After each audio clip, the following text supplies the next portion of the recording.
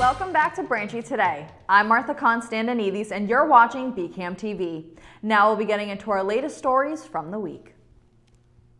On Wednesday in Serbia, a 13-year-old boy opened fire on his classmates, killing at least 8 children and a security guard. After arriving early in the morning to the Vladislav Ribnikar Elementary School in the capital city of Belgrade, the suspect immediately pulled a pistol out of his bag and shot the school security guard before going on to take the lives of his 8 classmates and injuring 6 others. Belgrade's police chief said in a statement that the boy called the police on himself after leaving the classroom. The teen's mother and father have since been arrested and will take criminal responsibility since the suspect hasn't turned 14 years old yet.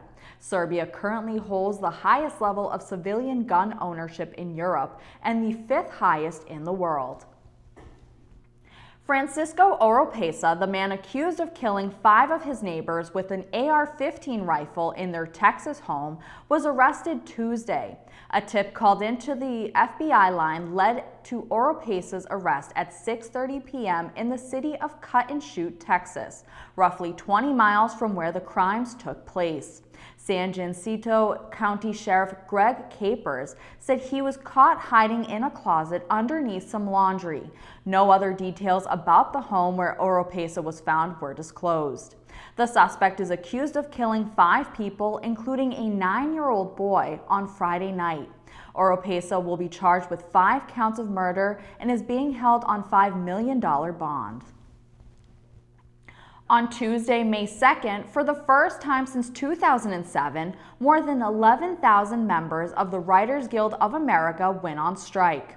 Pressure from the streaming era has prompted unionized film and TV writers to picket for better pay outside major studios, stopping most late-night shows from airing live. The union is seeking higher minimum pay, more writers per show, and shorter exclusive contracts, among other demands.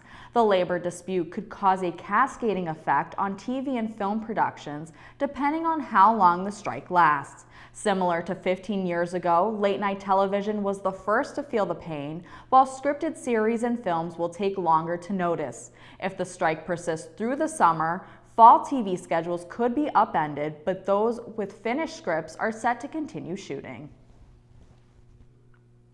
On Thursday, Massachusetts' highest court overruled a lower court judge and reinstated the criminal neglect charges against 2 top former officials at the Holyoke Veterans Home. Nearly 80 veterans died at the facility after contracting COVID-19 in one of the worst recorded outbreaks in a long-term care facility in the nation.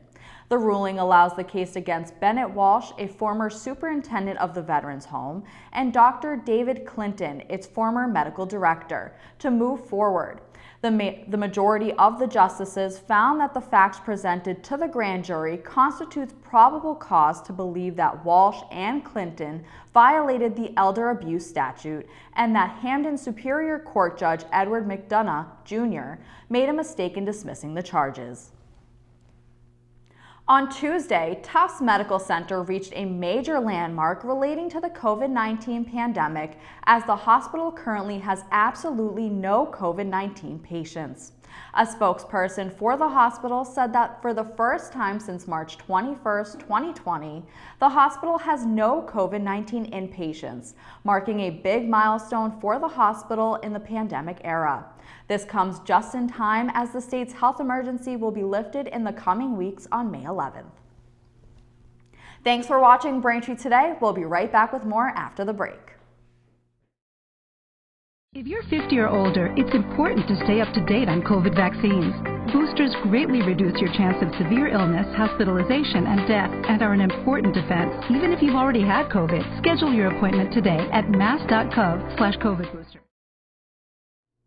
Welcome back. During Tuesday's Town Council meeting, there was a new LGBTQ+ Pride ordinance that was voted into place. District 3 Town Councilor Elizabeth Maglio created the ordinance and talked about her decision to take action now. Here's more from Councilor Maglio.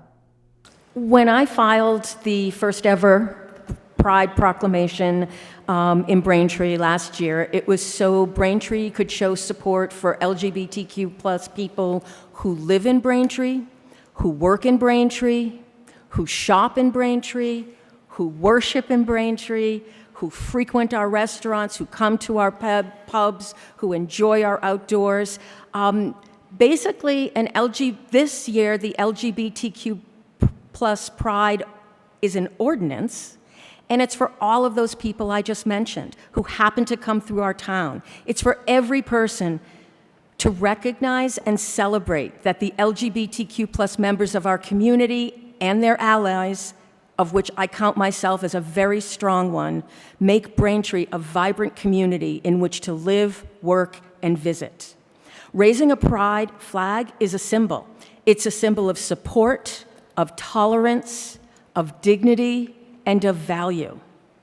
Sexual orientation and gender identity go to the very heart of who someone is and how they move through life. Raising a flag, one that will be raised every year during Pride, says, "We see you, we support you, you are welcome here." Making this an ordinance instead of a temporary proclamation says, your belonging isn't up for an annual debate. I have received many messages and comments in support of this ordinance, particularly from parents of LGBT youth. Parents and young people alike know that communities are accepting,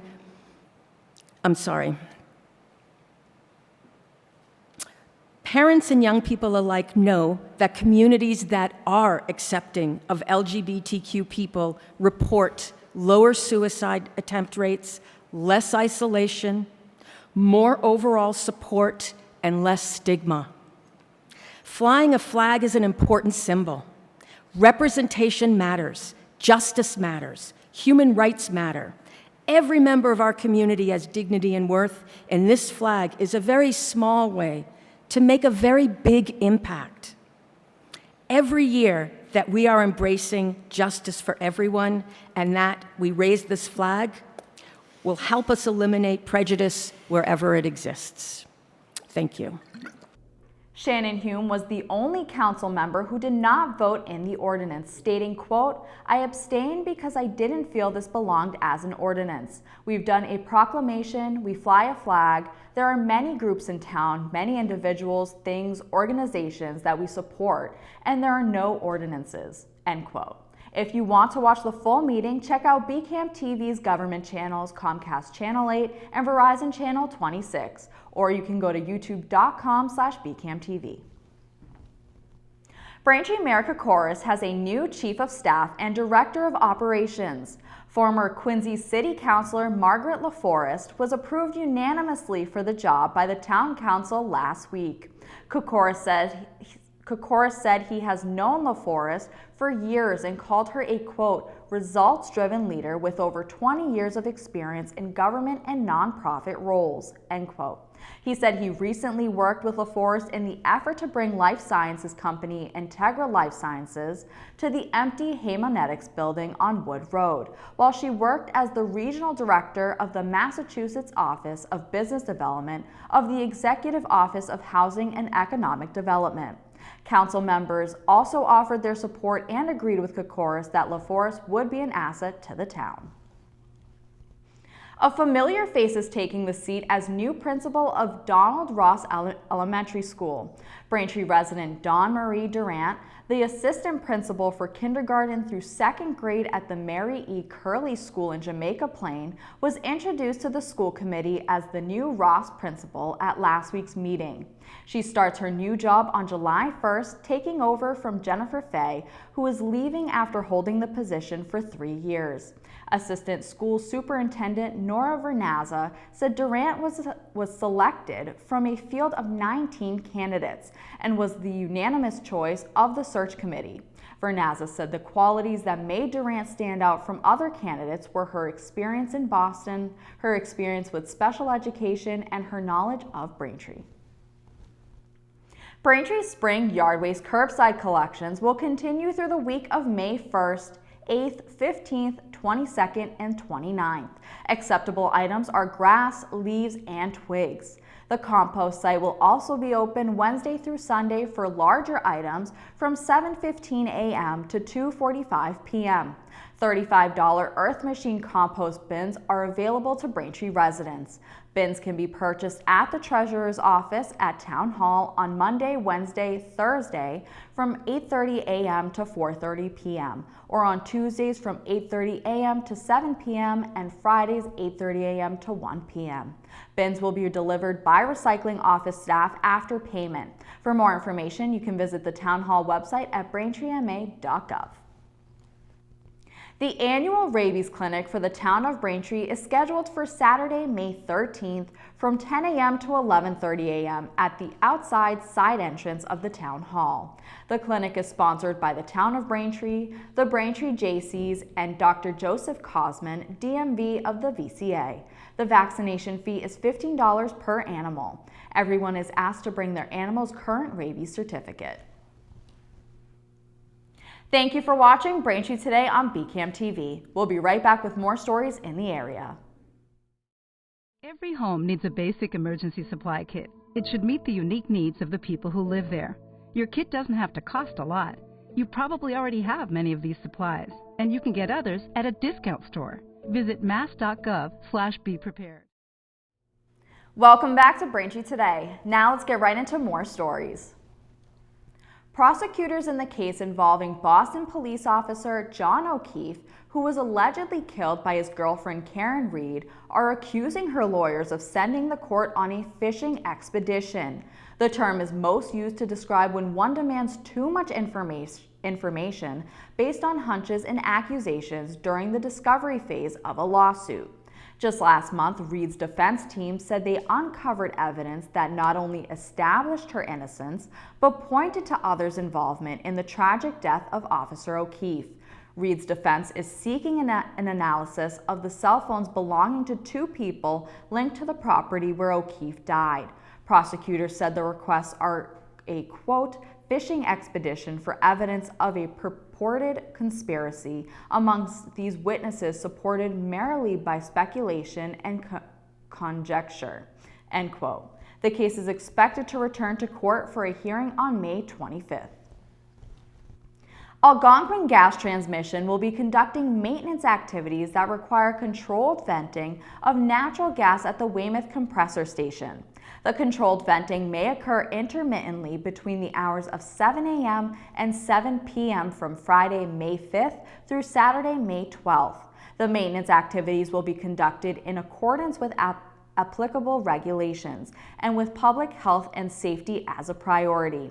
Local police, fire, and municipal offices in Weymouth, Braintree, Quincy, and Hingham have been notified of the operation. If you have any questions, you may call Algonquin's Westwood office at 1-888-293-7867. Calls are also being directed to the Enbridge Gas Control 24-hour call line at 1-800-726-8383. Emma Whalegum, an adoption counselor at Bay Path Humane Society in Hopkinton, says animal shelters are seeing an increase of dogs who are in need of a home, especially in Massachusetts. Shelters are stocked with COVID-19 wave pets given up by owners, not to mention the additional effects of the pandemic that they're dealing with. Whalegum says during the pandemic, many veterinarian offices closed or booked fewer appointments, leading to less spay and neuter appointments. This caused dogs in the state to overpopulate. If you're interested in setting up an appointment to adopt a cat or dog, visit Bay Path Humane Society's website at baypathhumane.org. The second annual Quincy Multicultural Festival is scheduled for Saturday, May 13th. Cultural displays including Chinese flower folding, Mexican piñatas, henna tattoos, and many others will fill the Four River Clubhouse for a festival that aims to highlight Quincy's diversity.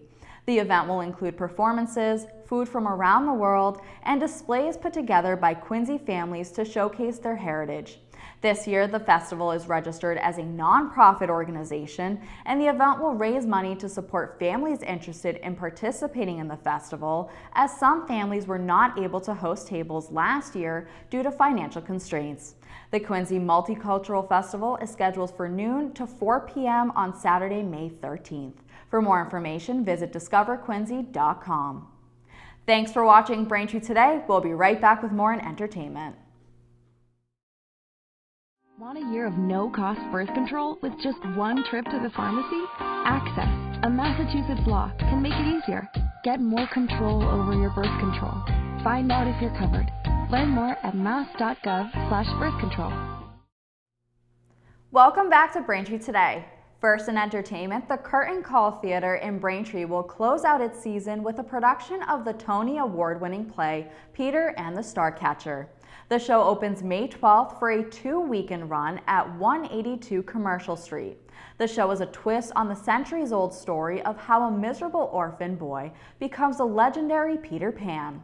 Kate Duran directs the Braintree production with musical direction by her husband and popular local singer Jay Saros. Performances start at 8 p.m. on May 12th, 13th, 19th, and 20th, and 2 p.m. on May 14th and May 21st. Tickets cost $27 and can be purchased at curtaincallbraintree.org.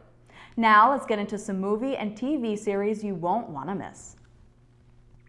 First up, the Super Mario Bros. Movie follows Brooklyn Plumber's Mario, voiced by Chris Pratt, and brother Luigi, voiced by Charlie Day, who are transported into a magical new world after falling down a mysterious pipe.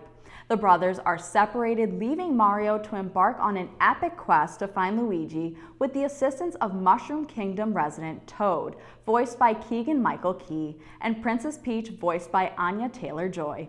Together, they have to face the all-powerful Bowser and stop his plans from conquering the world. You can watch the Super Mario Bros. Movie in theaters now.